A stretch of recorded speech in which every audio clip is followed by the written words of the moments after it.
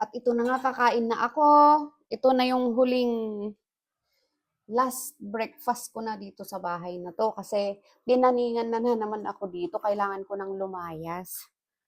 Ay, ang init.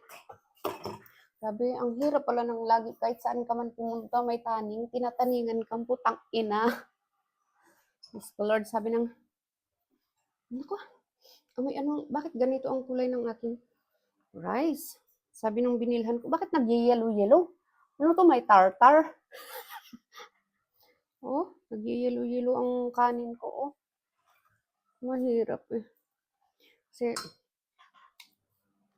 itong mahirap sa ano eh, sa, nasa ibang bansa ka tapos ano, nakikipagsapalaran sa ibang bansa na, masarap yung kanin kahit yellow. Yeah, nakikipagsapalaran sa ibang bansa na ano, na walang kasiguraduhan ba. Gusto ko na umuwi sa Pinas. Ano gagawin ko dyan sa Pinas? Ang gulo-gulo dyan sa Pilipinas. Ano ba yan? Tapos ito, ang ulam ko. Sarap ang ulam ko. Ito, my version of sinigang na walang asim. Wala kasi akong pampaasim eh. Pero lahat ng ingredients ng sinigang is nandyan, except lang yung pampaasim. So, kain na tayo. Nanamin natin ang oras dito sa bahay na to kasi nga naman ayokong ilagay sa alanganin naman si Sisterette. Kaya kailangan kong umiksit na dito. My God, klaseng buhay. Gusto ko na namin yung kanin na yellow-yellow ang ano. Diyos ko. Masarap. May asin. Lasang, lasang nilaga pala. Pero pag may asim to, lasang sinigang. Kulang pa nga sa asin eh. In fairness, masarap. Diyos ko, nilagyan ko ng sili, tapos hiniwa ko yung sili, kaso nga maanghang pala. Hindi naman ako kumakain ng maanghang. Yan, so, mamaya magdi-deliver ako ng maleta. May 3 maleta dito. 2 medium, 1 large.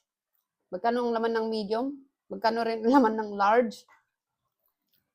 Hindi nga lang large yun eh. XL pala yun eh.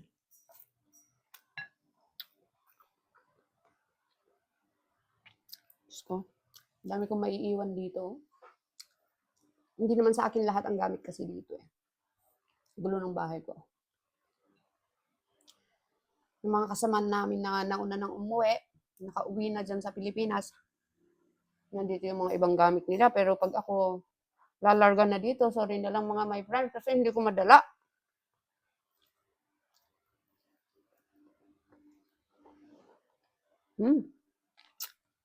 Tikman nga natin yung pak choy ang tawag nila dito. Maanghang.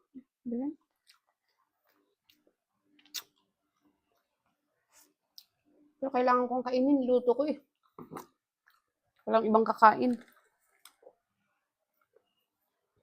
Kailangan ko na lang kunting asin para nung magkalasa. Tapos ko na nga lang. Ito na nga lang luto ko. Punto ko. Yan sa kabila. May laundry shop.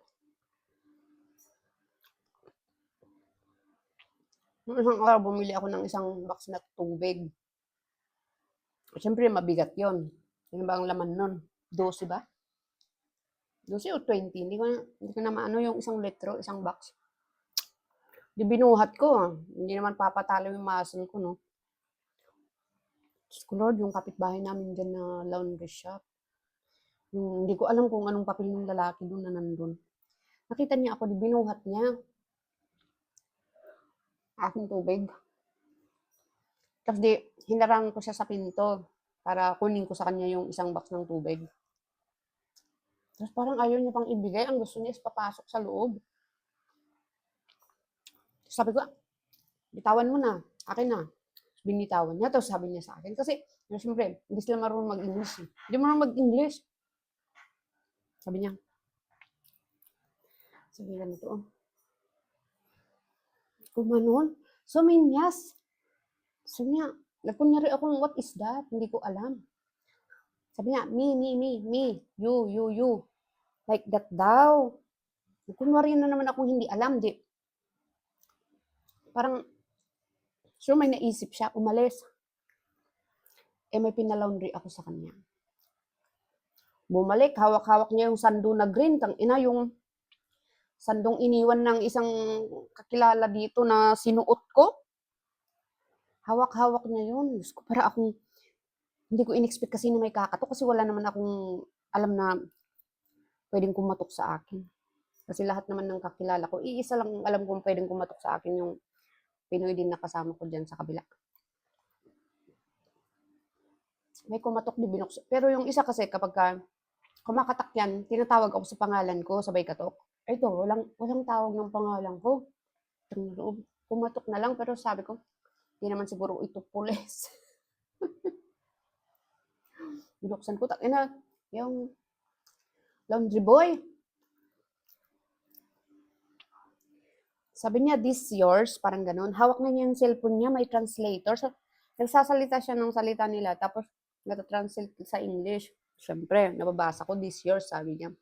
Oo, that's mine, sabi niya ganun. Bye. Tapos, next na ano niya, sabi niya, do you have boyfriend every day? Yun yung nasa translation na nabasa ko. Do you have boyfriend every day? Sabi ko, no, I don't have boyfriend every day here, but I have a boyfriend in the Philippines. Sabi ko ganun. Tapos, nagsalita ulit siya. Pinakita niya ulit sa akin. Sabi niya, can you love me today? Can you love me today? Sabi niya, no, I don't want to cheat my boyfriend. Sabi ko gano'n. So, hindi niya naintindihan yon. So, siguro ni-reverse niya yung translator from English to their language. So, yun, inulit ko ulit yung sinabi ko. Tapos, maya-maya, meron siyang action na in-stamp niya yung paa niya, tapos gumanon siya, tapos sabi niya, parang kumbaga nagmamaktul kumbaga sa atin. Sabi ko, ano ba to? Matanda na to. Ganun ba yun manligaw? Tapos sabi niya, me, you. Ganun ulit siya. No, get lost. Sabi kong ganun. Tapos kinabukasan, naka-receive ako ng text kay sister. Sabi niya sa akin, kailangan mo nang umalis dito. Sister, kailangan mo nang umalis dito kasi may nakikita akong mga pulis sa labas. Kinakabahan ako. $1,000 ang ano. Kapag ka ikaw ay landlady, tapos nagpapaupa ka sa mga walang visa, walang permit, mamumulta ka ng $1,000. So, naintindihan ko naman doon si sister sa part na yun. Pero, na ano lang ako kasi alam naman niya kasi sinabi ko sa kanya nung dumating ako dito, sinabi ko sa kanya na pinapaayos ko pa yung visa ko. Kaso nga lang, wala. Ang laki talaga ng penalty ko. So, hindi ko pa magawa-gawa kasi I don't have that much amount para bayaran. Kasi kung meron akong pambayad, nakalayas na ako dito.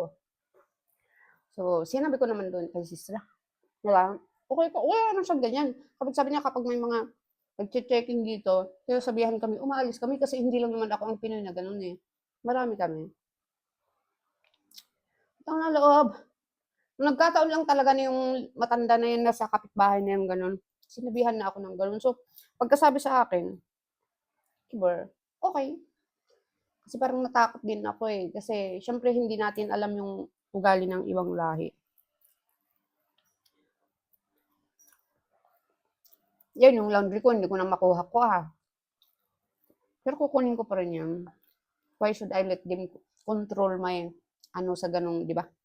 Hindi ko naman sinasabing pero meron kasing bad effect na yan pagka meron mga lalaking nire-reject tapos iba yung nila sa'yo. So, okay na rin naaalis ako dito. For my safety na rin. Safety ni landlady at safety ko at and so on.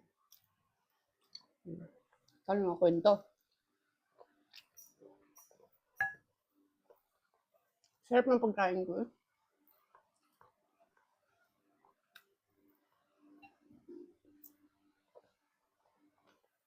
Yung nanligo sa akin, okay na sana eh. Kasi nga lang, okay lang naman sa akin kung matanda. Kasi nga lang, Diyos ko Lord, dugyutin.